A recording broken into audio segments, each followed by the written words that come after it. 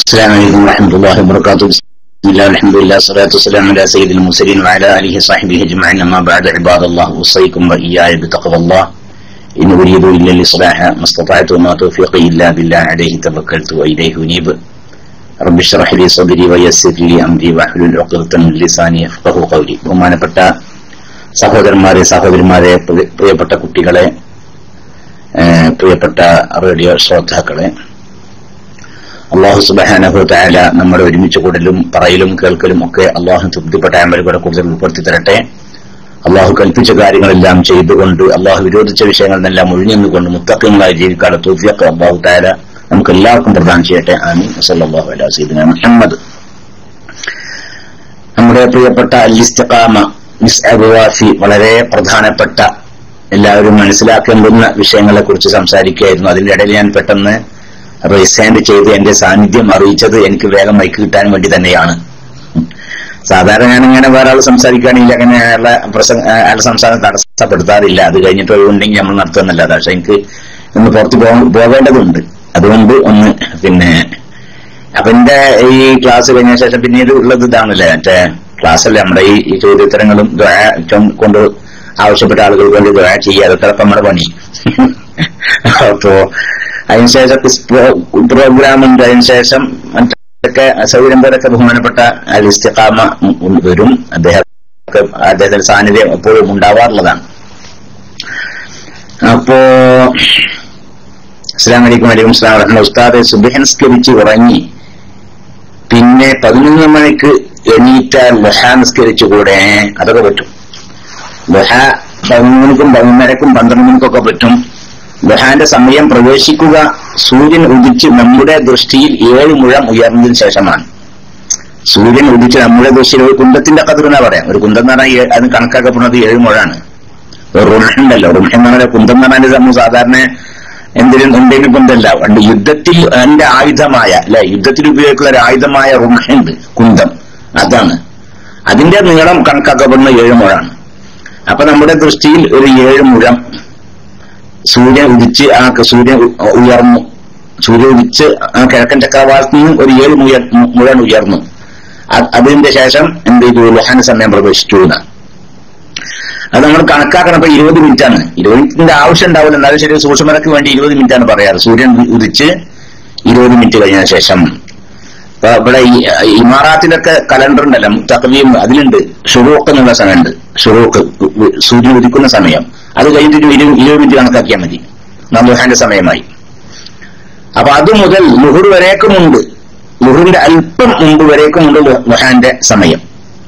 അപ്പൊ 11 മണിക്കും 11:30ക്കും 12 മണിക്കും ഇപ്പൊ 12:19 തോന്നുന്നു വാങ്ങൂലേ. അപ്പൊ അതുവരേക്കും സമയമുണ്ട്, ളുഹാന്റെ സമയമുണ്ട്. ഇവിടുത്തെ സമയട്ടാ ഞാൻ യുവന്റെ സമയം പറഞ്ഞത്. എല്ലായിടത്തും ഒരേ സമയാവൂല്ലേ. അള്ളാഹു താലാന്റെ ദീനൈ എന്താണ് നമ്മളൊക്കെ അള്ളാഹു താല ഈ ദീനില് ഉൾപ്പെടുത്തിയ എത്ര നമ്മൾ സുജൂദിന് തല ഉയർത്താൻ പറ്റുമോ? എന്തൊരു ഇങ്ങനത്തെ ഒരു ദീന് വേറെ എവിടെ ഉള്ളതില്ലേ? ഉണ്ടാവും ചെയ്യില്ല. അത് കാരണം ഇത് ഇലാഹിയാണല്ലോ, ഇത് ഇലാഹി ദീനല്ലേ അല്ലേ? ഇപ്പൊ ഞാൻ ഈ സംസാരിച്ചിരിക്കുന്ന സമയത്ത് പല സ്ഥലങ്ങളിലും സുബഹി നിസ്കരിച്ചുകൊണ്ടിരിക്കുകയാണല്ലോ. പല ആളുകൾ ലോകത്തിന്റെ ചില ഭാഗങ്ങളിൽ ഇപ്പോൾ സുബഹി ജമാഅത്ത് നടന്നുകൊണ്ടിരിക്കുകയാണ് ഇപ്പോ. എന്നാൽ ചില സ്ഥലങ്ങളിൽ ളുഹുർ ജമാഅത്ത് നടക്കുന്നുണ്ടല്ലേ. ഇപ്പൊ ഇതേ സമയത്താണ് ളുഹുർ നടക്കുന്നുണ്ട്, അസ്ർ നടക്കുന്ന സ്ഥലമുണ്ട്, മഗ്രിബ് നടക്കുന്ന സ്ഥലമുണ്ട്, ഇശാ നടക്കുന്ന സ്ഥലമുണ്ട്. ഇപ്പൊ ഇമാറാത്തിലൊക്കെ ഇശാന്റെ ജമാഅത്ത് കഴിഞ്ഞു. ഇന്ന് ഇമാറാത്തിന് ഇപ്പൊ എനിക്ക് തോന്നുന്നു ഖുഫൂഫിലൊക്കെ ഇപ്പൊ ദമാമ് ഹുഫൂഫ് ദമാമിൽ എത്തുന്നില്ല. ഈ ബത്ഹ അത് കഴിഞ്ഞിട്ട് മറ്റേ സിൽവ ഹുഫൂഫ് പോലത്തെ സ്ഥലങ്ങളിലൊക്കെ തോന്നുന്നു ഇപ്പോ ഇശാന്റെ സമയം ജമാഅത്ത് നടന്നുകൊണ്ടിരിക്കുകയായിരിക്കും ഇപ്പോ. അവിടുന്ന് കുറച്ചു മണി കഴിഞ്ഞ ശേഷം റിയാദുകാരുടെ ഇശ അല്ലെ. അത് കഴിഞ്ഞിട്ട് പിന്നെയും കുറച്ച് കഴിഞ്ഞിട്ടാണ് മൊറോക്കോന്റെ ആളുകളിലൊക്കെ, അല്ല മൊറോക്കോ അല്ല, ജോർഡാൻ. പിന്നെ അതും കൂടി കുറച്ച് കഴിഞ്ഞിട്ടാണ് മിസ്ർ അല്ലെ. പിന്നെ അതും കഴിഞ്ഞിട്ട് കുറച്ച് കഴിഞ്ഞിട്ടാണ് ലിബിയ. അങ്ങനെ അപ്പൊ ലോകത്ത് എല്ലാ സമയവും എല്ലാ നിസ്കാരങ്ങളും നടന്നുകൊണ്ടിരിക്കുന്നു. ഇപ്പോൾ സുബഹി നിസ്കരിക്കുന്നവരുണ്ട്, ളുഹുർ നിസ്കരിക്കുന്നവരുണ്ട്, മഗ്രിബ് നിസ്കരിക്കുന്നവരുണ്ട്, ഇശാ നിസ്കരിക്കുന്നവരുണ്ട്. അതാണ്. അപ്പൊ അതാണ് ഈ സൂര്യന്റെ ചലനത്തിന്റെ സ്ഥിതി അനുസരിച്ച് അല്ലാഹു റബ്ബുൽ ഇസ്സത്ത് ഈ പ്രപഞ്ചത്തിന്റെ പ്രതിഭാസങ്ങളുണ്ടല്ലോ, അതിന്റെ മാറ്റത്തിനനുസരിച്ച് അല്ലാഹു തആല ഈ നിസ്കാരത്തിന്റെയും അതുപോലെ മറ്റേ അമലുകളുടെയൊക്കെ സമയം തിട്ടപ്പെടുത്തിയിരിക്കുന്നു. അപ്പൊ ശാസ്ത്രീയമായിട്ട് പത്ര പുരോഗമിച്ചാലും വേണ്ടെങ്കിൽ ശാസ്ത്രമൊക്കെ ആകെ പൊളിഞ്ഞു നിൽക്കുക, അങ്ങനെ ഉണ്ടാവാൻ സാധ്യത കണ്ടല്ലേ, അങ്ങനെ നിൽക്കുക. എന്നാലും ഈ പ്രശ്നത്തിൽ നമുക്ക് ഒരു പ്രശ്നം വരില്ല. ഒരു കാലത്ത് വാച്ചൊക്കെ ഇല്ലാതായി നിൽക്കുക അല്ലേ, ഇങ്ങനെ ഇന്റർനെറ്റ് സംവിധാനം മറ്റൊക്കെ ഇല്ലാതായി, അങ്ങനെ ഒരു പഴയ യുഗത്തിലേക്ക് തിരിച്ചു പോവേണ്ടി വന്ന് നിൽക്കുക. എന്നാലും പ്രശ്നമില്ലാന്ന് നമ്മുടെ സംസ്കാരത്തിന്റെയും മറ്റ് നോമ്പ് മറ്റുള്ള വിഷയങ്ങളുടെ ഒക്കെ സമയം പ്രകൃതിക്കനുസരിച്ച് പ്രകൃതിയിലുണ്ടാകുന്ന മാറ്റങ്ങൾക്ക് ഉണ്ടല്ലോ അതിനനുസരിച്ച് തിട്ടപ്പെടുത്തിയിരിക്കുന്നു. അപ്പോ ഇതിന്റെ കൂടെ വെറുതെ പറഞ്ഞതാണ്. അസ്സലാമു അലൈക്കും. വലൈക്കും സലാം വറഹ്മത്തുള്ളാഹ്. എന്റെ ഭാര്യ ഗർഭിണിയാണ്. സ്വാലിഹായ സന്താനത്തിനും സുഖപ്രസവത്തിനും ഉസ്താദ് ദുആ ചെയ്യണം. ആയിക്കോട്ടെ. അല്ലാഹു സുബ്ഹാനഹു വ തആലയുടെ പ്രസവമൊക്കെ വളരെ സുഖത്തിലാക്കി കൊടുക്കട്ടെ, വിഷമത്തിൽ ബുദ്ധിമുട്ടുകൾ പെടുത്താതിരിക്കട്ടെ. അള്ളാഹു അവരുടെ പ്രസവത്തിൽ സ്വാലിഹായ ദീനും കുടുംബത്തിനും ഉപകരിക്കുന്ന നല്ലൊരു സന്താനത്തെ പ്രദാനം ചെയ്യട്ടെ. ബിഹഖ് സയ്യിദിന മുഹമ്മദ് സല്ലല്ലാഹു അലൈഹി വസല്ലം ബിഹുഖൂഖി ഇബാദില്ലാഹി സ്വാലിഹീൻ. ആമീൻ. വസല്ലല്ലാഹു അലാ സയ്യിദിന മുഹമ്മദ്. ഞങ്ങളുടെ കമ്പനിയിൽ 150 ആളുണ്ട്. 150 ആളുണ്ട് ഞങ്ങളുടെ കമ്പനിയിൽ. പള്ളിയിലേക്ക് 6 കിലോമീറ്റർ ഉണ്ട്. ഇവിടെ ജുമുഅ നടത്താമോ? ഈ ചോദ്യം മുമ്പ് വന്നിരുന്നതാണ് അല്ലെ, മിഞ്ഞാന്നേറ്റ വന്നിരുന്നത് എനിക്ക് തോന്നുന്നത്. ഇപ്പൊ അദ്ദേഹം ഇവിടെ ഉണ്ടോന്നറിയില്ല, എന്തെങ്കിലും അല്ലേ വായിച്ചതാണ്, പിന്നെ വന്നതാണേ. ഈ വായിച്ചിട്ട് നമ്മള് വായിച്ച് മറുപടി പറയുമ്പോ ആള് ഇവിടെ ഉണ്ടാവില്ല, പിന്നെ ആള് വീണ്ടും ഇതന്നെ അടിക്കുമല്ലോ പിന്നെയും. അപ്പൊ അതാണ് ഇപ്പൊ അദ്ദേഹം എന്തെങ്കിലൊന്ന്, കാരണം ഇതിനൊന്നും ഇപ്പോഴേ ഇതിനൊക്കെ പാടെ ഇത്തരം ചോദ്യങ്ങൾക്കൊക്കെ PM-ലൂടെ മറുപടി കൊടുക്കൽ വളരെ പ്രയാസമാണ്. കാരണം നാവോടനെ ശരിക്കും പറഞ്ഞാലേ ആളുകളുടെ തെറ്റിദ്ധാരണയൊക്കെ ശരിക്കും മാറുള്ളൂ. PM-ലൂടെ ചെറുതായിട്ട് കൊടുത്തെങ്കിൽ കൂടുതൽ ചിലപ്പോൾ അപകടം വരുത്തുമതൊക്കെ, അങ്ങനത്തെ ചില ചോദ്യങ്ങൾ ഉണ്ടാവുമല്ലോ. ഇതിപ്പോ അങ്ങനെയൊന്നുമല്ല, എന്നാലും ശരി കുറച്ച് വിശദീകരിക്കേണ്ടതാണ്. അപ്പൊ അദ്ദേഹത്തിന് കമ്പനിയിൽ 150 ആളുകളുണ്ട്. 6 കിലോമീറ്റർ അപ്പുറമാണ് ജുമാ നടക്കുന്നത്. അപ്പോ മുഖീമാവാൻ എത്ര ദിവസം താമസിക്കണം? നമ്മള് മുഖീമിങ്ങളാകണം. മുഖീമായ പോരാ, ജുമാ സഹിയാവണമെങ്കിലേ, ജുമാ സഹിയാവാനല്ല, ജുമാ പിന്നെ 40 ആളെ കൊണ്ട് ജുമാ സഹിയാവില്ല. ആ സഹിയാവണമെങ്കിൽ ജുമാ നിലനിർത്താൻ പറ്റണമെങ്കിൽ ആ മഹല്ലുകാരായ ആ മഹല്ല് നിവാസികൾ വേണം. ആ മഹല്ല് നിവാസി അവിടുത്തെ മുസ്തൗത്തിനീങ്ങൾ വേണം. ആ മഹല്ലിൽ സ്ഥിരമായി താമസിക്കുന്ന ആളുകൾ വേണം. നമ്മളൊന്നും ഇവിടുത്തെ സ്ഥിരമായി താമസിക്കുന്നവരല്ല. പിന്നെ മുഖീമാവാൻ എന്ത് സ്ഥലത്ത് 4 ദിവസം താമസിക്കാൻ കരുതിയാൽ മതി. 3 ദിവസത്തിൽ കൂടുതൽ ഒരു സ്ഥലത്ത് താമസിക്കാൻ കരുതിയാൽ ആ കരുതിയോടെ മുതൽക്ക് തന്നെ അവരെന്തായി മുഖീമായി. അപ്പൊ നമ്മൾ നാട്ടിൽ നിന്ന് 150 ആൾക്കാർ എന്ത് ചെയ്ത് വിവിധ ദേശങ്ങളിൽ നിന്ന് വന്ന് അങ്ങനെ അവർ ദുബായിലോ എവിടെ ഏതെങ്കിലും സ്ഥലത്ത് ആ സ്ഥലത്ത് എന്ത് ചെയ്ത് അവര് 4 ദിവസം താമസിക്കാൻ കരുതി നിൽക്കുക. എന്നാൽ അവരുടെ മുഖീമായി അയച്ചു. മുഖീമായ ജുമാ നിർബന്ധമാണ്. പക്ഷെ അവരെ കൊണ്ട് ജുമാ സഹിയാവുകയില്ല.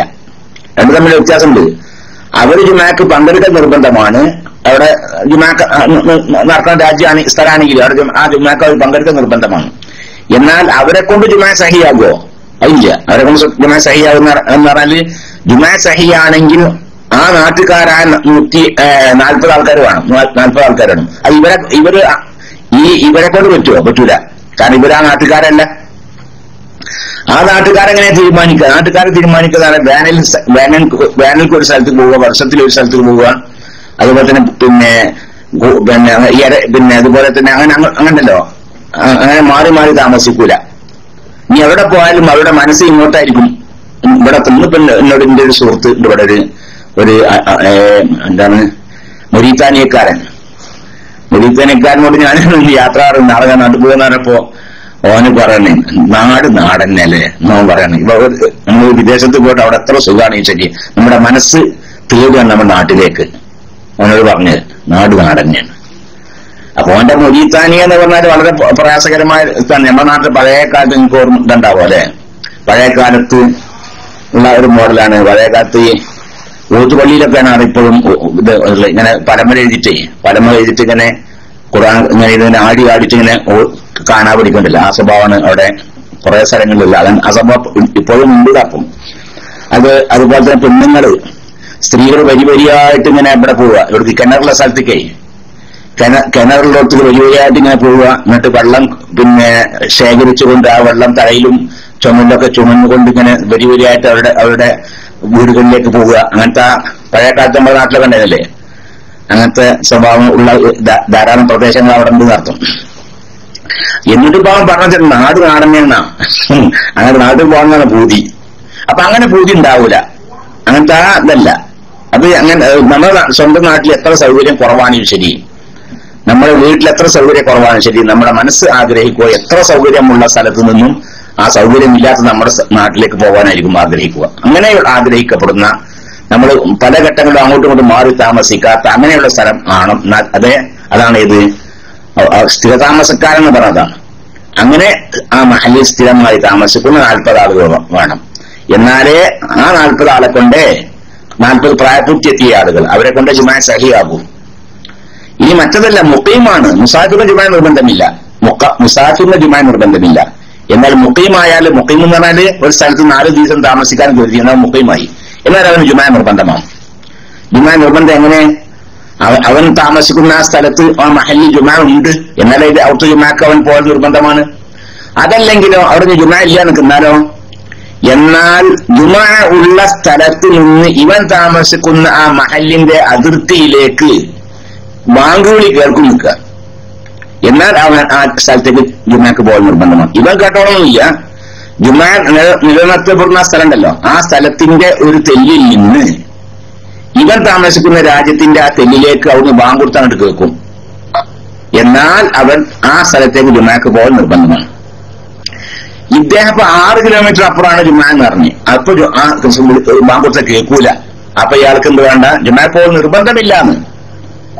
നിങ്ങൾ 150 പേരിലല്ല, നിങ്ങൾ ആ സ്ഥലത്ത് ജുമാ ഇല്ല, 6 കിലോമീറ്റർ അപ്പുറമാണ് ജുമാ ഉള്ളത്, അങ്ങോട്ട് പോകാൻ നിങ്ങൾക്ക് നിർബന്ധമില്ല. പോകാൻ നല്ലതാണ്, പോകാൻ നിർബന്ധമില്ല. പിന്നെ നിങ്ങൾ എന്ത് ചെയ്താലും മതി, നിസ്കരിച്ചാൽ മതി. നിങ്ങൾ നിസ്കരിച്ചാൽ എന്തുകൊണ്ട് നിങ്ങൾ ജുമാ നിസ്കരിച്ചില്ല എന്ന ചോദ്യം അള്ളാഹുവിന്റെ ഭാഗത്ത് നിന്ന് വരൂലാന്ന്. എന്താ കാരണം അവന്റെ മഹല്ലി ജുമാ ഇല്ല, പിന്നെയോ ജുമാന്റെ ബാങ്ക് കേൾക്കുന്ന സ്ഥലത്തുമല്ല ഉള്ളത്, അതിനേക്കാൾ ദൂരാ ഉള്ളത്. അപ്പൊ ജുമാ നിർബന്ധമില്ല, നിസ്കരിച്ചാൽ മതി. അതാ. പിന്നെ ഒരു സംശയം, നേപ്പാളിന് വേണ്ടി ദ്വാ ഇരക്കാൻ പറ്റുമോ? നേപ്പാളിന് വേണ്ടി ദ്വാ ചെയ്യുകയൊക്കെ ചെയ്തു. നേപ്പാളിൽ ഇപ്പൊ വലിയ ഭൂകമ്പമൊക്കെ ഉണ്ടായതല്ലേ, വളരെ ദുരന്തം, വലിയ വല്ലാത്ത ഭൂകമ്പമുണ്ടായി. അപ്പോ 4000 ഇന്നലത്തെ റിപ്പോർട്ട് അനുസരിച്ച് ഞാനും കേട്ട, ഞങ്ങൾ വാർത്ത കേട്ടില്ല, ടെലിവിഷൻ ഒന്നുമില്ല, റേഡിയോ പോലും ഇല്ല. അതുകൊണ്ട് തന്നെ പിന്നെ ഒന്നാമത്തെ ഇങ്ങനെ വാർത്ത കേൾക്കാൻ വേണ്ടി താല്പര്യമില്ല, അങ്ങനെയല്ലോ അല്ലേ, താല്പര്യമില്ല. റേഡിയോ വാങ്ങാൻ പ്രയാസം ഉണ്ടായിട്ടൊന്നുമല്ലല്ലോ. ഇനിയിപ്പോ നമ്മുടെ ഈ ഇന്റർനെറ്റ് സംവിധാനത്തിൽ തന്നെ ഇപ്പൊ ഒരു റേഡിയോ ഒക്കെ എന്തെങ്കിലും ടെലിവിഷനൊക്കെ ഉണ്ടാവൂലേ, അത് നോക്കാലോ. അത് നോക്കാറില്ല എന്നർത്ഥം. അപ്പൊ ഏതായാലും ശരി, ഇന്നലെ ഒരാൾ പറഞ്ഞ് 4000 ആളുകള് 5000 ഒക്കെ ഉണ്ടെന്ന്. അന്ന് അത് അവിടെ ശവങ്ങൾ കിട്ടിയിട്ടുണ്ട് എന്ന്, മയ്യത്ത് കിട്ടിയിട്ടുണ്ട്. അപ്പൊ അത് 4000 ആൾക്കാർ മരിച്ചെന്നൊക്കെ ഗവൺമെന്റ് ഔദ്യോഗികമായിട്ട് പ്രഖ്യാപിക്കുന്ന പ്രവർത്തനം. 4000 ആളുകളുടെ മയ്യത്ത് ശരിക്കും കൈ കിട്ടിയാലേ 4000 എന്ന് പറയുള്ളൂ. 4000 ആളുകളുടെ മയ്യത്ത് ശരിക്കും കയ്യിൽ കിട്ടണം, എന്നാലേ 4000 എന്ന് പറയുള്ളൂ. അതാണ് ഔദ്യോഗിക റിപ്പോർട്ട് പറഞ്ഞാല്. അതേസമയത്ത് ഭൂമിന്റെ അടിയിലൊക്കെ ബിൽഡിങ്ങിന്റെ ഉള്ളിലൊക്കെ അതിന്റെ എത്രയോ ഇരട്ടി കിടക്കുന്നുണ്ടാവും, അവരൊക്കെ മരിച്ചിട്ടുണ്ടാവും. എന്നാലും ഔദ്യോഗികമായി പ്രഖ്യാപിക്കൂല മരണസംഖ്യ കൂടാൻ സാധ്യതയുണ്ട് എന്നേ പറയുള്ളൂ. ഏതായാലും അത് ഇവിടെ അവർക്ക് വേണ്ടി ദ്വാ ചെയ്യാൻ പറ്റും. നേപ്പാൾ ഹിന്ദു രാഷ്ട്രമാണ് അല്ലേ, നേപ്പാൾ ഒരു ഹിന്ദു രാഷ്ട്രമാണ്. പക്ഷെ അതേസമയത്ത് അമുസ്ലിങ്ങൾക്ക് വേണ്ടി ദ്വാ ചെയ്യാം, വിരോധമില്ല.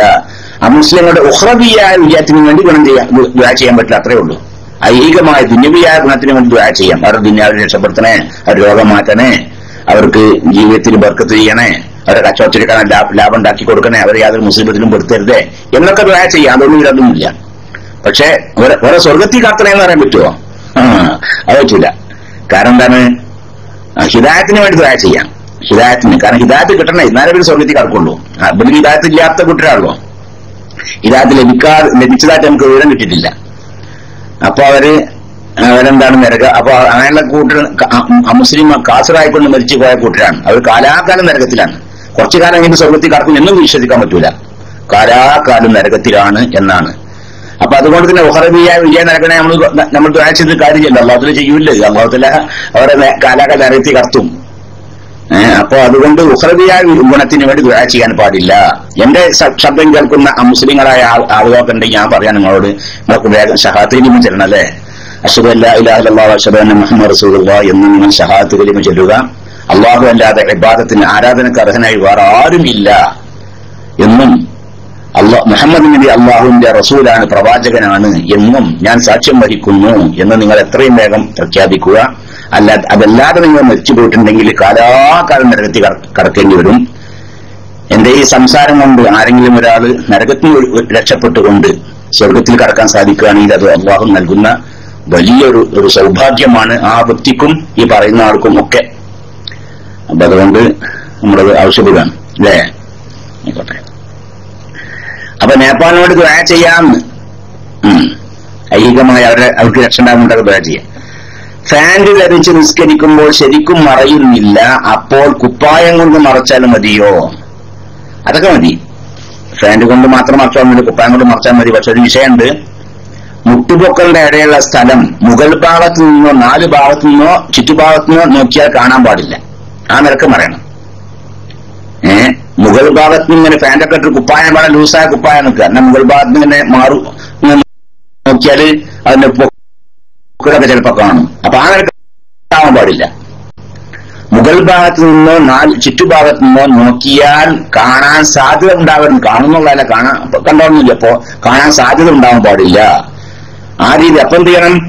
ഫാനിലിട്ട് ആ കുപ്പായം അതിന്റെ ഇൻസൈഡ് ചെയ്യുന്നതല്ലേ, ആ കുപ്പായന്റെ ഉള്ളിലൊക്കെ ആ ഫാനിന്റെ ഉള്ളിൽ ശരിക്കും തിരികെ വെച്ച് കുപ്പായത്തിന്റെ കൊടുക്കൊക്കെ ശരിക്കും ഇട്ട് നല്ല പിന്നെ ഇങ്ങോട്ട് എന്താ പറയാ നല്ല ഫിറ്റ് ആക്കണം. എന്നാലും പിന്നെ കാണൂല. അതല്ലെങ്കിൽ അതല്ലാത്ത പക്ഷം പറ്റൂല.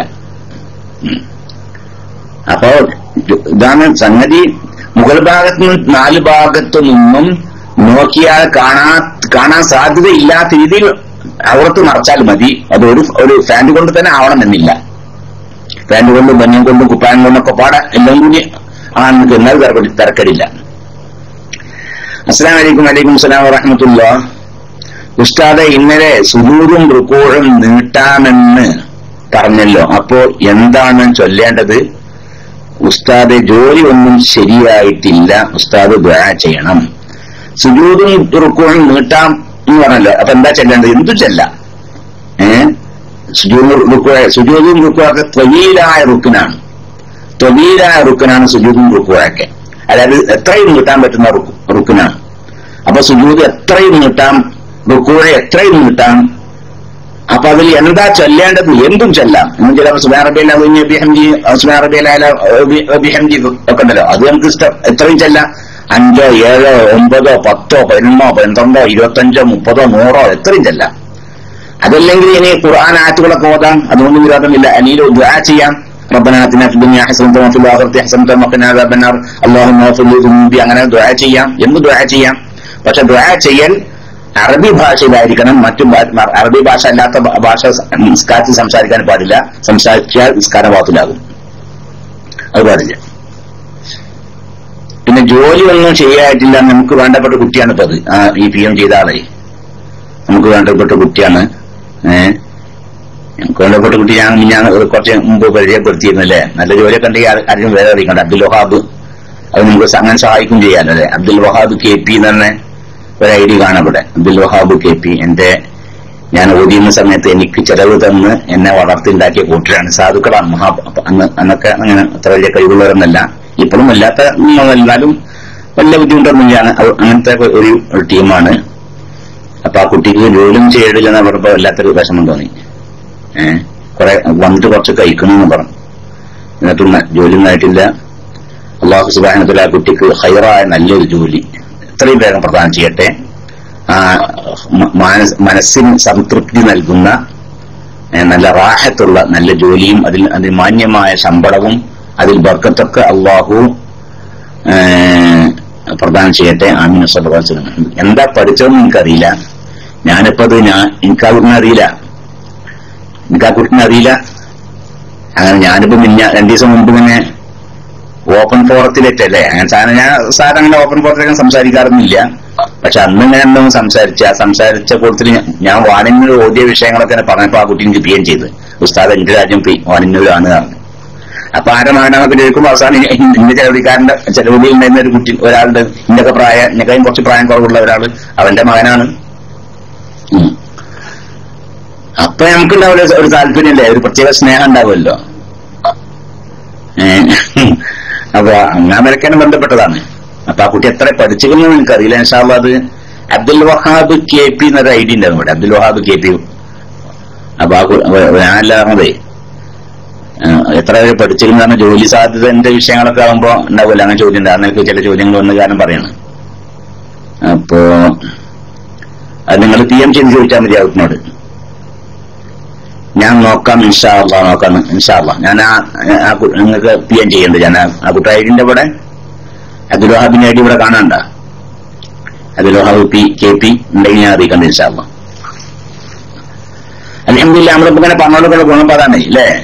അങ്ങനെ ഒരു വിഷയം മാത്രം ഒരുപാട് സംഭവങ്ങളാണ് ഉണ്ടായിട്ടുണ്ട്. ജോലിയില്ലാത്ത പ്രശ്നങ്ങളൊക്കെ പറയുമ്പോ PM ചെയ്തുകൊണ്ട് ഏതാണ് ഉസ്താദെ ആ ആള്.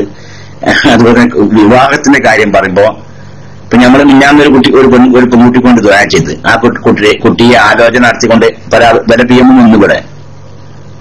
അതാണ് പല PM വന്ന്. അപ്പൊ അങ്ങനെ ഉണ്ട്.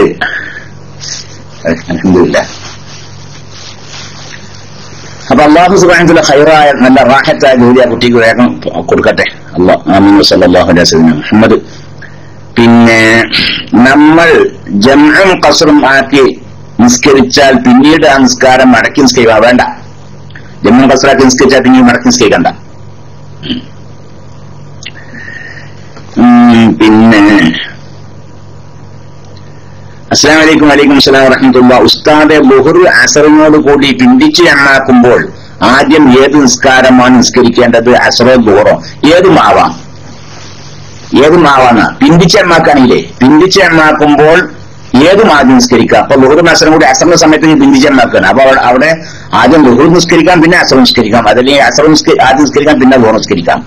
അതുപോലെ ഒരു നിസ്കാരം കഴിഞ്ഞ് കുറെ നേരം കഴിഞ്ഞ ശേഷം നിസ്കരിച്ചാലും മതി മറ്റേ നിസ്കാരം, അതൊന്നും കുഴപ്പമില്ല. മുന്തിച്ചേർന്നാക്കുമ്പോൾ അങ്ങനെയല്ല. മുന്തിച്ചേർന്നാക്കുമ്പോൾ ആദ്യത്തെ നിസ്കാരം ആദ്യം നിസ്കരിക്കണം. അതുപോലെ തന്നെ ആദ്യത്തെ നിസ്കാരം കഴിഞ്ഞ് സലാം വെച്ച് ഉടനെ തന്നെ രണ്ടാമത്തെ നിസ്കരിക്കുകയും വേണം. രണ്ടിനും ഇടയിൽ ഫസ്ൽ ദുർഗമാകാൻ പാടില്ല. പിന്നിച്ചേർന്നാക്കുമ്പോൾ പിന്നെ ആ വക നിബന്ധന ഒന്നും ഇല്ല. ഏതും ആദ്യം നിസ്കരിക്കാം. പിന്നെ അസ്സലാമു അലൈക്കും. വലൈക്കും അസ്സലാം വറഹ്മത്തുള്ളാഹി. ഉസ്താദെ ലീവ് അടിച്ചതിൽ ചില സാങ്കേതിക കാരണങ്ങൾ കൊണ്ട് ഒരു മാസത്തിന്റെ അടുത്ത് കുറവുണ്ട്.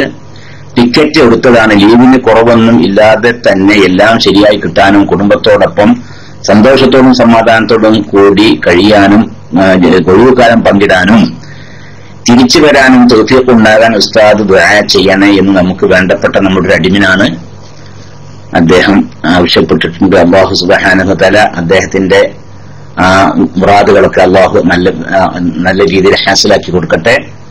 അദ്ദേഹത്തിന് നല്ല രീതിയിൽ നാട്ടിലൊക്കെ പോയി കുടുംബത്തോടൊന്നും വെച്ച് സന്തോഷത്തോടു കൂടി കഴിഞ്ഞ് തിരിച്ചു വന്ന് ജോലിയിലൊക്കെ പ്രവേശിക്കാൻ അല്ലാഹു തൗഫീഖ് പ്രദാനം ചെയ്യട്ടെ.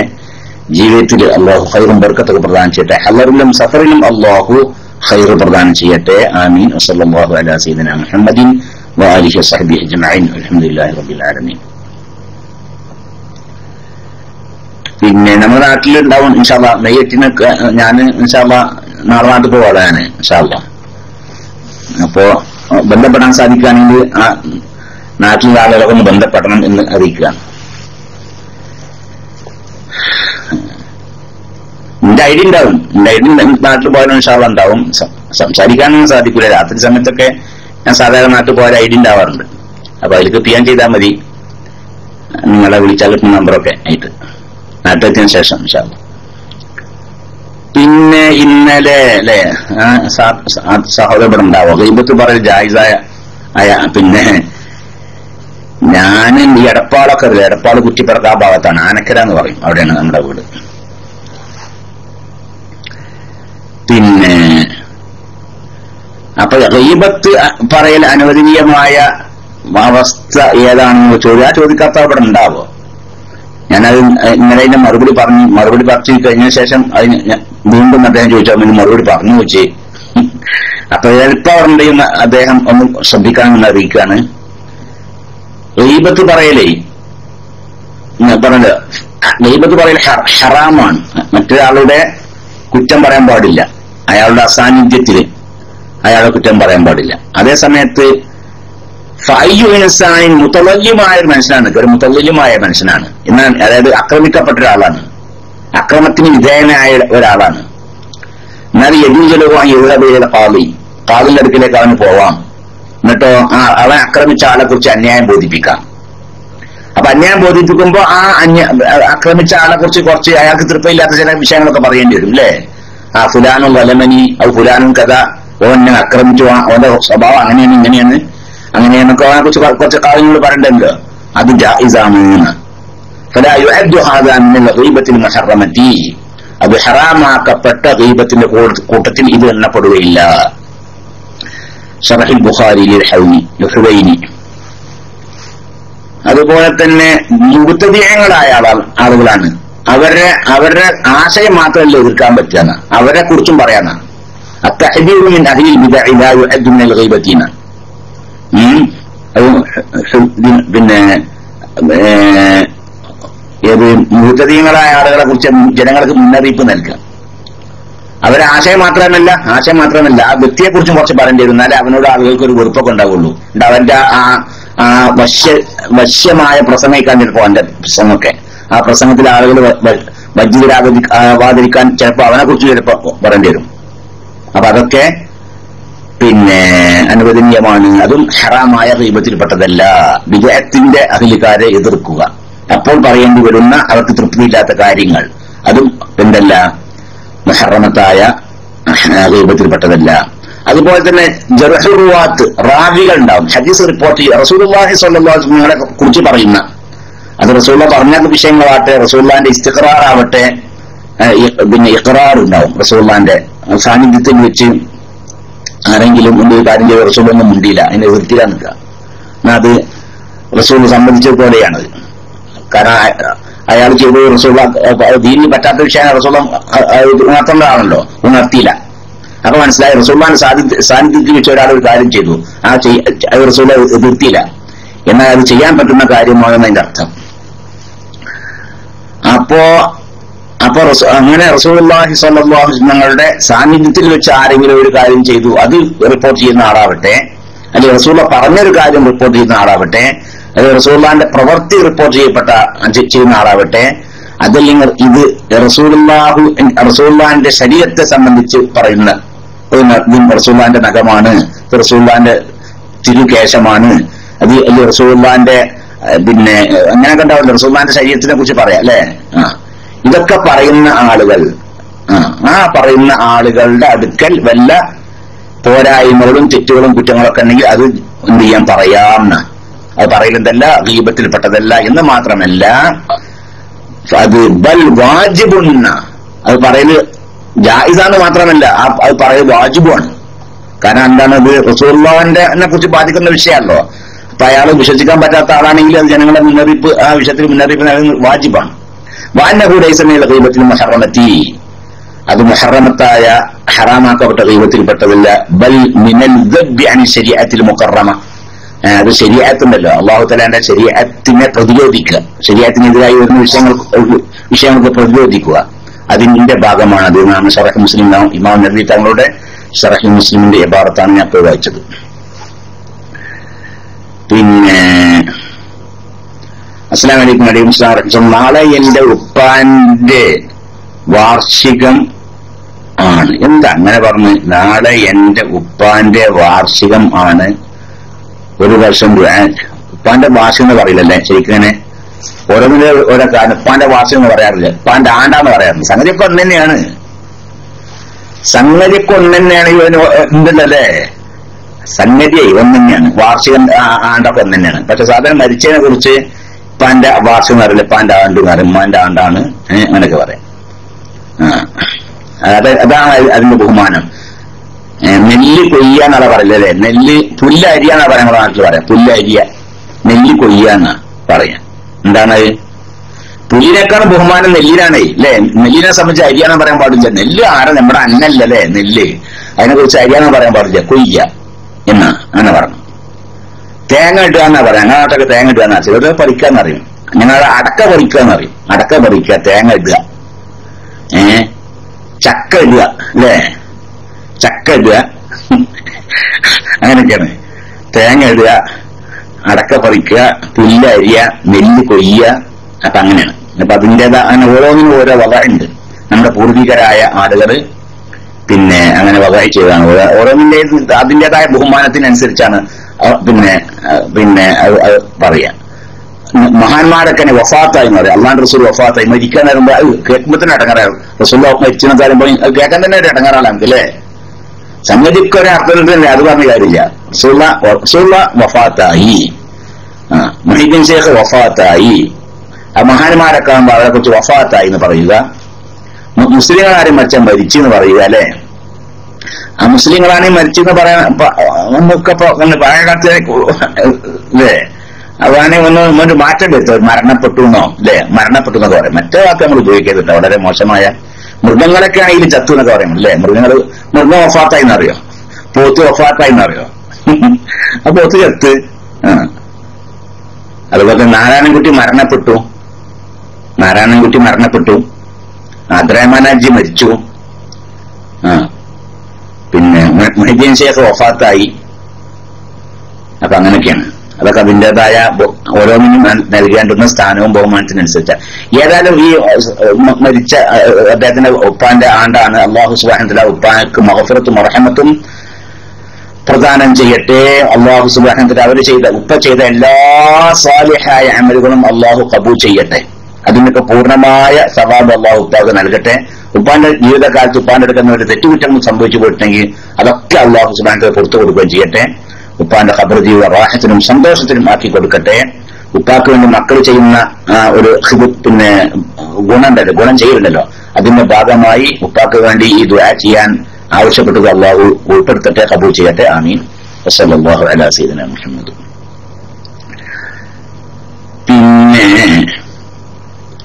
അസ്സലാമു അലൈക്കും. വലൈക്കും അസ്സലാം വറഹ്മത്തുള്ളാഹി. ഫർള് നോമ്പ് ഖളാ വീട്ടുമ്പോൾ സുബ്ഹിയുടെ മുൻപ് നിയ്യത്ത് വെക്കണോ അതോ പടച്ചോൻ സുബ്ഹിന്റെ മുമ്പ് നിയ്യത്ത് വെക്കുക, അതോ ളുഹറിന്റെ മുമ്പ് വെച്ചാൽ മതിയോ?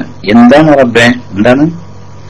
ഫർള് നോമ്പ് ഖളാ വീട്ടുമ്പോൾ, നോമ്പിലെ അത് ശരി, നമസ്കാരല്ലേ. ഫർള് നോമ്പ് ഖളാ വീട്ടുമ്പോൾ സുബൈന്റെ മുമ്പ് വേണം.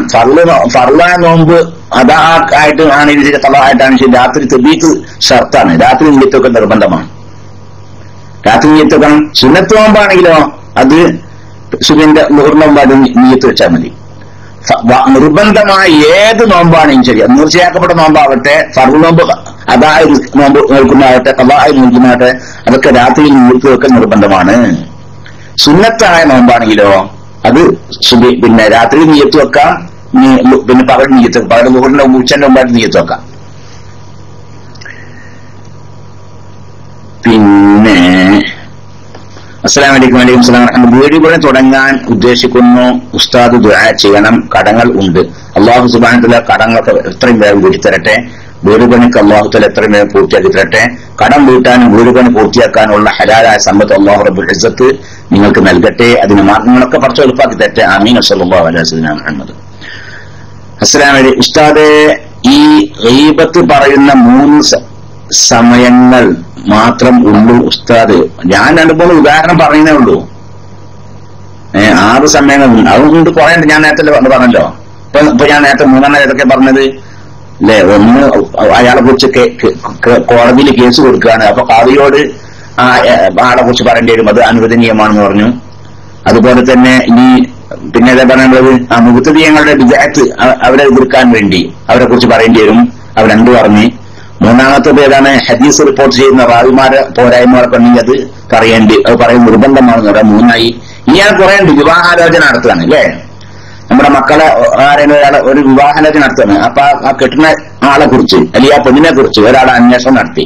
എന്താ വീട് പാടെന്താണ്, എന്റെ മകനെ അവിടെ കുറെ ആലോചിക്കുന്നുണ്ട്, അല്ലെങ്കിൽ എന്താണ് അവൻ എന്താ പാട്, എന്റെ മകളെ അവനെ കൊണ്ട് ആലോചിക്കുന്നുണ്ട്. അപ്പൊ അവന്റെ അടുക്കൽ ഉള്ള പോരായ്മകൾ അല്ലെങ്കിൽ അവളുടെ അടുക്കലുള്ള പോരായ്മകൾ ഇവൻക്ക് പറഞ്ഞു കൊടുക്കുന്ന നിർബന്ധമാണ്.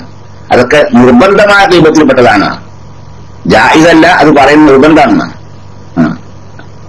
ചെക്കൻ തരക്കൊന്നുമില്ല, പക്ഷെ അവന് അങ്ങനെ തരാറുണ്ട് എന്നൊക്കെ പറയുന്ന നിർബന്ധ. അങ്ങനെ കുറെ ഉണ്ട്. അതുപോലെ തന്നെ മറ്റൊരു നിർബന്ധമായി അങ്ങനെ കുറെ ഉണ്ട് അല്ലെ. ഒരാള് ഒരു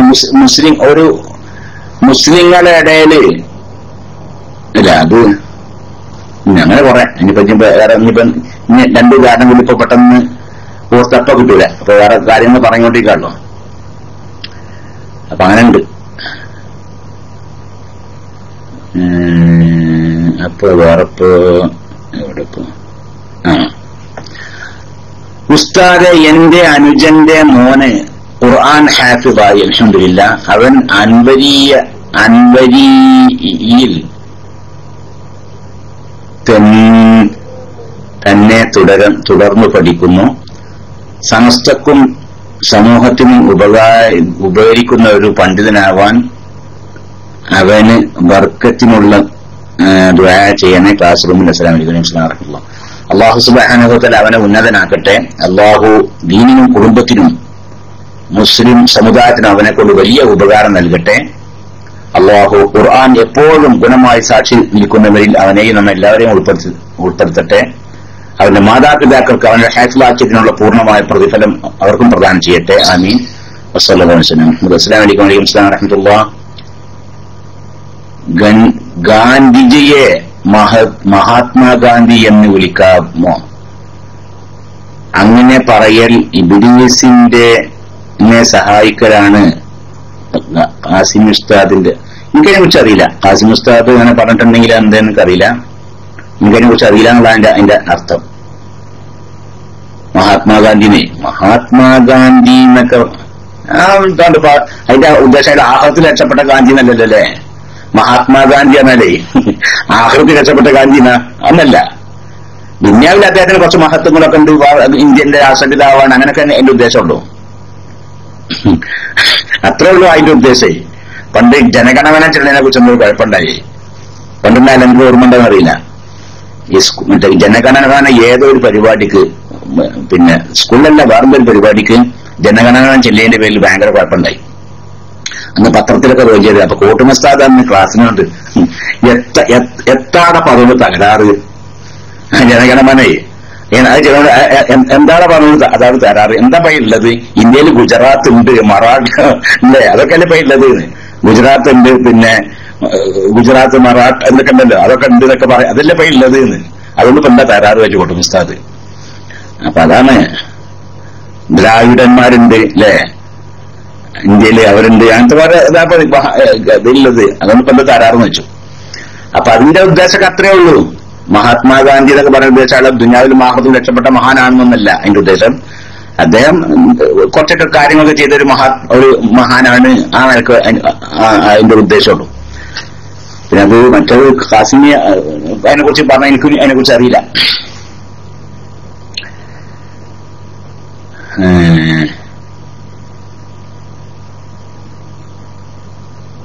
പിന്നെന്താണ്? അസ്സലാമു അലൈക്കും വറഹ്മത്തുള്ളാഹി. ആട്ടിറച്ചി കഴിക്കുമ്പോൾ ചോരയുടെ ഹുക്മ് മദ്ഹബിന്റെ 4 മദ്ഹബിന്റെ വിജയൊന്നും എനിക്ക് പറയാൻ പറ്റൂല. 4 മദ്ഹബ് പെട്ടെന്ന് ചോദിച്ചാലേ 4 മദ്ഹബിന്റെ വിജയൊന്നും നമുക്ക് പറയാൻ വയ്ക്കുമല്ലോ. നേരത്തെ കിട്ടുകയാണെങ്കിൽ നമുക്ക് മറ്റു 4 മദ്ഹബിന്റെ കിതാബൊക്കെ നോക്കാൻ പറ്റും അല്ലേ? ഇതിപ്പോ നമ്മളിപ്പോ തൊട്ടുകാരനെ ടീമൊക്കെ ആകുമ്പോ ഷാഫി മദ്ഹബിൽ ഏതായാലും അതിന്റെ ഇതാണ്, ഏത് മാംസം ഉണ്ടല്ലോ അത് കഴുകിയിട്ട് അതിന്റെ ചോരൊക്കെ പോയി പിന്നെ നമ്മൾ വെക്കുമ്പോ വീണ്ടും ചോരനെ നടക്കണ്ടാവും. അതിന്റെ ഒരു അഫുണ്ടെന്ന്. അതാണ് നമ്മുടെ മദ്ഹബ്. അങ്ങനെയാണ്. എങ്ങനെ ഇറച്ചി കഴുകാതെ ഒന്നും ചെയ്യാൻ പറ്റൂല. കഴുകേണ്ടുന്ന പ്രകാരം അത് കഴുകി പിന്നെ നമ്മൾ എന്തില്ല, കഴുകിയ ഇറച്ചിനെ വെച്ച് അവിടെ ഒരു ഭാഗത്ത് വെച്ചു. പിന്നെയും കാണാതെ ഇങ്ങനെ ചോരന്റെ നിറം ഇങ്ങനെ വരണില്ലേ, സാധാരണ ഉണ്ടാവില്ല. അങ്ങനെ അതുകൊണ്ട് വിരോധമില്ല. അതിന് തൊട്ട് അഫുണ്ട് എന്ന് നമ്മൾ കിതാബോട് കാണാം. മറ്റു മതത്തിനെ കുറിച്ച് എനിക്കറിയില്ല.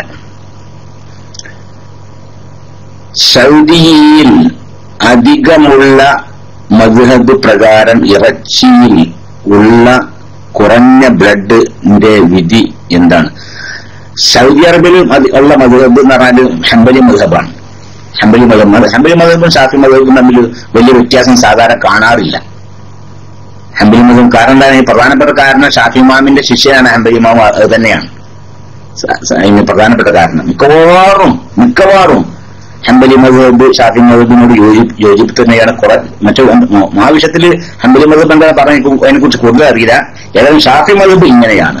അത് മതിയില്ലപ്പോ നമുക്ക് അങ്ങനെ മതിയില്ല. ഇനി മറ്റത് കൂടുതൽ മറ്റാൾക്കാർ പറഞ്ഞു കൊടുക്കാൻ മറ്റൊക്കെ വേണമെങ്കിൽ കിതാബ് നോക്കണം, പെട്ടെന്ന് പറയാൻ വയ്യ. ഷാഫി മദ്ഹബ് ഞാൻ പറഞ്ഞില്ല, അത് കഴുകേണ്ടുന്ന പ്രകാരത്തിൽ കഴുകി പിന്നീട് നമ്മൾ ഇറച്ചിങ്ങനെ വെക്കുമ്പോ അതിൽ വീണ്ടും രക്തത്തിന്റെ നിറം വീണ്ടും വരും. അത് തൊട്ട് വീണ്ടുന്ന.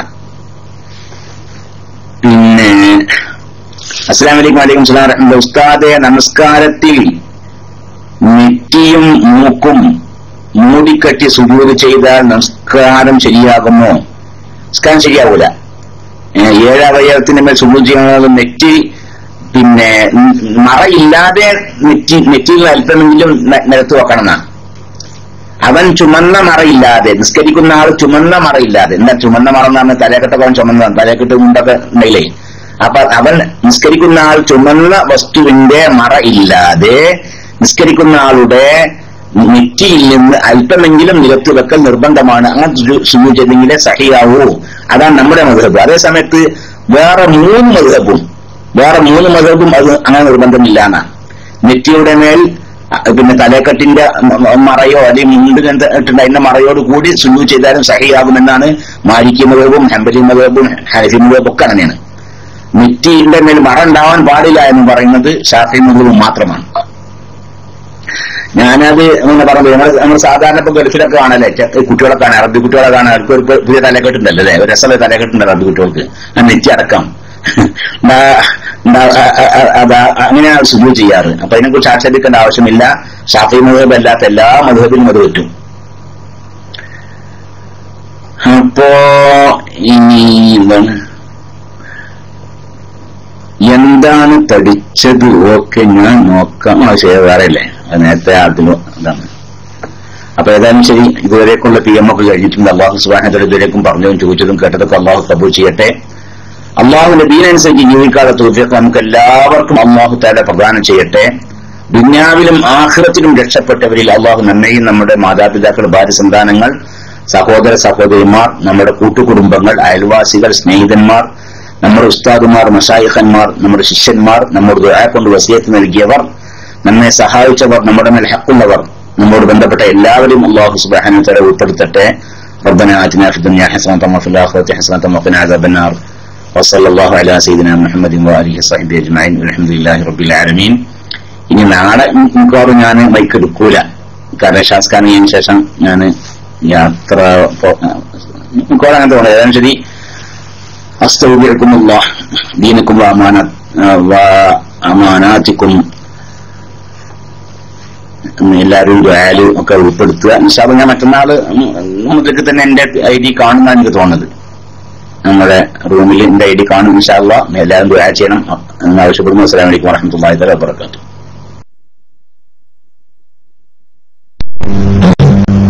അസ്സലാമലൈക്കും. എനിക്ക് ടൈപ്പ് ചെയ്യാൻ കഴിഞ്ഞില്ല. ഞാനൊരു അത്യാവശ്യ കാര്യം ചോദിക്കാൻ വേണ്ടിട്ട് ഇവിടെ എടുത്താണ്. ഒന്ന് മറുപടി പറഞ്ഞാൽ കൊള്ളാം. ഞാൻ ഇപ്പോൾ ഇറാനിലാണ്. ഇറാനിലെ ഒരു റിമോട്ടായിട്ടുള്ള ഒരു പ്രദേശത്താണ്. അവിടെ നമ്മുടെ മദ്ഹബിന്റെ പള്ളികളൊന്നും ഞാൻ വന്നിട്ട് 4 ദിവസമായിട്ടുള്ള. അടുത്ത ദിവസം ജുമാ ആണ്. അപ്പൊ എനിക്കിവിടെ തുടരുന്ന സമയത്ത് ജുമാക്ക് പങ്കെടുക്കാനുള്ള ബുദ്ധിമുട്ടുണ്ട്. അപ്പം എങ്ങനെയാണ് ഞാൻ വെറുതെ നമസ്കരിക്കുന്നത്? തീർച്ചയായിട്ടും ചിലപ്പോൾ ഒരു 3 മാസം ഞാൻ ഇവിടെ ഉണ്ടാവും.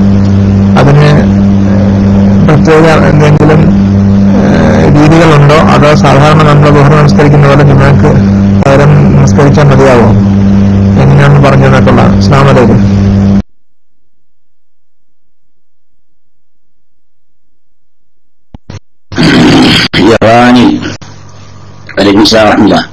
ഇറാനിൽ ഷിയാക്കളായിരിക്കും മിക്കവാറും. അവിടെ സുന്നി പള്ളികൾ ഉണ്ട്, പക്ഷെ വളരെ കുറവാണ്.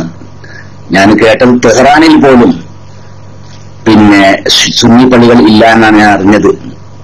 തെഹ്റാനിൽ പോലും സുന്നി പള്ളികൾ ഇല്ല എന്ന് അറിയില്ല. ഒരാൾ പറഞ്ഞിട്ടാണ്. ഏതായാലും ശരി, ഇറാനിലുള്ളത് അവിടെ സുന്നികളില്ലാത്ത ഷിയാക്കളാണ്, ഒരു മുബത്തദീയങ്ങളാണ്. അവർ മുബ്തദിഈങ്ങളാണ്. അവരെ തുറന്ന് നിസ്കരിച്ചാൽ നിസ്കാരമൊക്കെ സഹിയാകും, പക്ഷേ ജമാഅത്തിന്റെ കൂലി കിട്ടുകയില്ല. അതാണ് ഇപ്പൊ നമ്മുടെ ആദ്യമേ അങ്ങനെ പറയാൻ പറ്റുള്ളൂ. ഇറാനിൽ ഷിയാക്കളാണ് കൂടുതലും. ഷിയാക്കൾ മുബ്തദിഈങ്ങളാണ്. മുബ്തദിഈങ്ങളെ തുറന്ന് നിസ്കരിച്ചാൽ നിസ്കാരം സഹിയാകും, പക്ഷെ ജമാഅത്തിന്റെ കൂലി കിട്ടുകയില്ല. മുബ്തദിഈങ്ങളെ തുറന്ന് ജുമാ നിസ്കരിച്ച് നിൽക്കുക, എന്നാൽ ജുമാൻ സഹിയാകും, പക്ഷെ അതിന് ജുമാ സഹിയാകുന്നതിന് പുറമെ ജമാഅത്ത് മറ്റു വേറെ ചില കൂലികൾ ഉണ്ടാവില്ല, സവാബുകൾ, അത് ലഭിക്കുകയില്ല. അത്രേ ഉള്ളൂ, ജുമാ സഹിയാകും. പിന്നെ അതേ സമയത്ത് ഒരു മുബ്തദി എന്ന് മാത്രമല്ല, ഇനി അയാളുടെ നിസ്കാരത്തിൽ നമ്മുടെ ദൃഷ്ടിയിൽ നമ്മുടെ ഇമാമിന്റെ മദ്ഹബ് അനുസരിച്ച് പിന്നെ സഹിയല്ലാത്ത നിസ്കാരമാണ് നിസ്കരിക്കുന്ന ഇമാമിന്റെ നിസ്കാരം ബാത്തിലാണ് എന്ന കാര്യം നമുക്ക് ഉറപ്പാണ് നിൽക്കുക. എന്നാലും ഒന്നാണ് തുറന്ന് നിസ്കരിക്കാൻ പറ്റുകയില്ല. ആ തുറന്ന് നിസ്കരിച്ചാൽ നിസ്കാരം സഹിയാവും ചെയ്യുകയില്ല. മൊത്തത്തിൽ ഇങ്ങനെ പറയാൻ പറ്റുള്ളൂ, ഷിയാക്കൾ മുബ്തദിഈങ്ങളാണ്, കടുത്ത മുബ്തദിഈങ്ങളാണ്. എത്ര കടുത്ത മുബ്തദിഈങ്ങളാണെങ്കിലും ശരി, അവരെ തുറന്ന് നിസ്കരിച്ചാൽ നിസ്കാരം സഹിയാകും, ജമാഅത്തിന്റെ കൂലി കിട്ടുകയില്ല. അവരെ തുറന്നുകൊണ്ട് ജുമാ നിസ്കരിച്ചാൽ ജുമായും സഹിയാകും, പക്ഷെ ജുമാക്കുണ്ട് ജമാഅത്തിന്റെ മറ്റൊക്കെ സവാബ് ലഭിക്കുകയില്ല. അത്രേ ഉള്ളൂ. അതേ സമയത്ത് ഒരു മുബ്തദിയാവട്ടെ മുബ്തദിയല്ലാത്ത ആളാവട്ടെ, അയാൾ നിസ്കാരം ബാത്തിലാണെങ്കിലോ, ആ ഇമാമിന്റെ നിസ്കാരം ബാത്തിലാണ്, സഹിയാത്ത നിസ്കാരമാണ് നിസ്കരിക്കണം. എന്നാലോ തുറന്ന് നിസ്കരിച്ചാൽ നമ്മുടെ നിസ്കാരം സഹിയാവുകയില്ല. അപ്പൊ അത് അയാളെന്താ ചെയ്യുന്നത്? കാര്യം ഇപ്പൊ എനിക്ക് ഇവിടെ വരാൻ പറ്റില്ല. നിങ്ങൾക്ക് അയാളെ കണ്ടെങ്കിൽ അയാൾ നിസ്കരിക്കുമ്പോൾ എല്ലാവരും ഉള്ളൂ. മൊത്തത്തില് കാര്യം ഇങ്ങനെയാണ്. ഞാൻ പറഞ്ഞ മനസ്സിലാക്കണം. അപ്പൊ നിങ്ങൾക്ക് മനസ്സിലാക്കണ, ഞാനീ പറഞ്ഞ എനിക്ക് മനസ്സിലാക്കണാണ്. മനസ്സിലാക്കണ രസരിക്കങ്ങളെ മനസ്സിലാക്കണം. ആയിക്കോട്ടെ. ഷിയാ നിസ്കാരത്തിൽ രൂപമാറ്റങ്ങൾ ഇല്ലേ? സലാം വീട്ടൽ പോലെ രൂപമാറ്റമൊക്കെ ഉണ്ടായിക്കോട്ടെ, അതൊന്നും വിടും. ഒരിക്കൽ എന്റെ സുഹൃത്തുണ്ട് അബ്ദുൽ അസീസ്, ബഗ്ദാദിയാണ്. ഞങ്ങൾ ഒരിക്കൽ ഇങ്ങനെ സംസാരിക്കുമ്പോൾ മുപ്പരും എന്നോട് പറഞ്ഞു, ഇനി നമ്മുടെ പിന്നെ ഇതൊക്കെ അങ്ങനെ തന്നെ, അഖീദ ഒക്കെ അങ്ങനെ തന്നെയാണ്. ഏതായാലും മൂത്തതിങ്ങൾ തുറന്ന് നിസ്കാരം സഹിയാവും, ജമാഅത്തിന് കൂലി കിട്ടില്ലാന്നാണ്. പക്ഷെ എന്നാലും ഷിയാക്കൾ നമുക്ക് തുറന്ന് നിസ്കരിക്കാൻ പറ്റൂല. കാരണം അവരുടെ നിസ്കാരങ്ങളിൽ കുറെ മാറ്റങ്ങളുണ്ട്. അതെന്താ മാറ്റണം? അപ്പൊ റുക്കോടി സുജൂദൊക്കെ സലാത്ത് ചെയ്യില്ല, അത് നിസ്കാരം പാകത്തില്ല, ഇല്ലല്ലോ, ഉണ്ടാവേ. റുക്കോയ്ക്കാണ് പോകുമ്പോൾ ഇമാമേ അല്ലാഹു അക്ബർ പിന്നെ അല്ലാഹുമ്മ സല്ലി വസല്ലിം അലാ സയ്യിദിനാ മുഹമ്മദിൻ വഅലാ ആലിഹി വസഹബി അങ്ങനെയൊക്കെ എന്തൊക്കെ കുറെ പറയവര്. അതുകൊണ്ട് നിസ്കാരം പാകത്തിലാവില്ലല്ലോ. നിസ്കാരം പാകത്തിലാവില്ല. പിന്നെ സലാം വീട്ടല്, സലാം വീട്ടിൽ എന്താണ്? സലാം വീട്ടല്ലേ അവര്? ഇല്ലേ, സലാം വീട്ടൂലേ? സലാം വീട്ടല് ഒരു സലാം വീട്ടല് അല്ലെ, ഒരിക്കൽ സലാം വീട്ടൽ നിർബന്ധമാണ്. അപ്പൊ ഉണ്ടോന്നറിയില്ല, സംഭവം ഇതാണ്. നമ്മുടെ അഖീദ, നമ്മുടെ വിശ്വാസം അനുസരിച്ച് അവരുടെ നിസ്കാരം സഹീഹല്ല എങ്കിൽ അവർ തുറന്ന് നിസ്കരിക്കാൻ പറ്റൂല. സഹീഹാണ് എങ്കിലോ തുറന്ന് നിസ്കരിച്ചാൽ നിസ്കാരം സഹിയാകും. പക്ഷെ അത് മുബ്തദിഈങ്ങളായതുകൊണ്ട് ജമാഅത്തിന് കൂലി കിട്ടുകയില്ല, നിസ്കാരം സഹിയാകുമെങ്കിലും. പിന്നെ തൊടയിലടിച്ചിട്ട് ഊറ്റിക്കോട്ടെ, അതൊന്നും കുഴപ്പമില്ല. തൊടയിലൊന്നടിച്ച് പിന്നെ ഊറ്റി നിൽക്കുക. അപ്പൊ തൊടയിലടിക്കുവാണെങ്കിൽ വിദ്യാർത്ഥികൾ കൊണ്ടുവന്നിട്ടുണ്ട്, നിസ്കാരം മനസ്സിലാൻ വിട്ടിട്ടുണ്ടല്ലോ അല്ലെ. അതൊന്നും തുടരാൻ പറ്റില്ല എന്ന് പറയാൻ പറ്റൂല. അങ്ങനെയൊക്കെയാണെങ്കിലും ബഹുഭൂരിഭാഗം ഷിയാക്കൾ എനിക്ക് തോന്നാണല്ലേ, ബഹുഭൂരിഭാഗം ഷിയാക്കളോട് നമുക്ക് തുറന്ന് നിസ്കരിക്കാൻ പറ്റൂല എന്നാണ് എനിക്ക് തോന്നുന്നത്. പക്ഷെ അത് ഞങ്ങൾക്ക് പറയാൻ പറ്റൂല. അത് ആ വ്യക്തിയോട് നമ്മൾ ബന്ധപ്പെട്ടെങ്കിലേ, ആ ഇമാമിനോട് നമ്മൾ ബന്ധപ്പെട്ടെങ്കിലേ അയാളുടെ നമുക്ക് അത് അറിയാൻ പറ്റുള്ളൂ. മൊത്തത്തിൽ ഇങ്ങനെ പറയാൻ പറ്റുള്ളൂ, ഷിയാക്കൾ മുബ്തദിഈങ്ങളാണ്, അവരെ തുറന്ന് നിസ്കരിച്ചാൽ നിസ്കാരം സഹിയാവുമെങ്കിലും ജമാഅത്തിന്റെ കൂലി കിട്ടുകയില്ല, അത്രേ പറയാൻ പറ്റുള്ളൂ. ഇനി ഷിയാക്കളിലാണെങ്കിലും അവരെ വിദഅത്ത് മൂത്ത് കാഫിര്യങ്ങളായ കൂട്ടരൊക്കെ ഉണ്ട്. അവരെ തുറന്ന് നിസ്കാരം സഹിയാവും ചെയ്യൂല. ഷിയാക്കളിലെ ആ ഷിയാസം മൂത്തിട്ട് പിന്നെ അവസാനം കാഫിറായി മാറിയവരൊക്കെ ഉണ്ട്. പക്ഷെ അതൊന്നും മൊത്തത്തിൽ പറയാൻ പറ്റൂല. മൊത്തത്തിൽ ഞാൻ പറഞ്ഞതേ പറയാൻ പറ്റുള്ളൂ. അതൊക്കെ തീരുമാനിക്കണമെങ്കിൽ ആ വ്യക്തികളോട് സംസാരിച്ച് അവരുടെ അഖീദ നമ്മൾ അറിയണം, എന്നാലേ പറയാൻ പറ്റുള്ളൂ. പൊതുവെ ഇങ്ങനെ പറയാൻ പറ്റുള്ളൂ, അവർ മുബ്തദിഈങ്ങളാണ്, തുറന്ന് നിസ്കരിക്കാം, അവരെ തുറന്ന് നിസ്കരിക്കാം, ജമാഅത്തിന്റെ കൂലി കിട്ടുകയില്ല, അത്രേ പറയാൻ പറ്റുള്ളൂ. പിന്നെ വേർപെട്ടു പോണ നഖം തൊലി നജസാണോ അത് ചുമന്ന് അത് നജസൊന്നല്ല.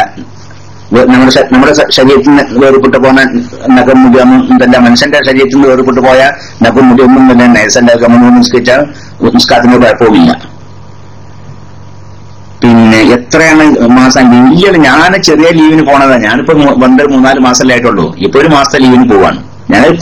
അങ്ങനെ അതൊരു വിഷയമല്ല. എന്റെ യാത്ര എന്റെ നാട്ടുപോക്കാണത്, അതൊരു വിഷയമല്ല. ഞാന് മിക്കവാറിന്റെ ഐഡി ഇല്ലാതിരിക്കുക. ഇവിടുന്ന് നാളെ പോവാൻ നേരത്തുണ്ടല്ലോ, പോവാൻ നേരത്ത് മാത്രമേ എന്റെ ലാപ്ടോപ്പ് എടുത്തിട്ട് ബാഗിൽ വെച്ചിട്ട് തോന്നിട്ട് കണ്ട് പോരാണ്. നാട്ടിലെത്തിയാല് പിന്നെ അധികം താമസിയാത്തന്നെ എന്റെ ഐഡി കാണും ചെയ്യും ഇൻഷാ അല്ലാഹ്. അപ്പൊ അല്ലാഹു സുബ്ഹാനഹു വ തആല നമ്മുടെ ഹദറിലും സഫറിലും അല്ലാഹു നമുക്ക് എല്ലാവർക്കും ഖൈറും ബർക്കത്തും പ്രദാനം ചെയ്യട്ടെ. ദുനിയാവിലും ആഖിറത്തിലും അല്ലാഹു നമുക്ക് രക്ഷ നൽകട്ടെ.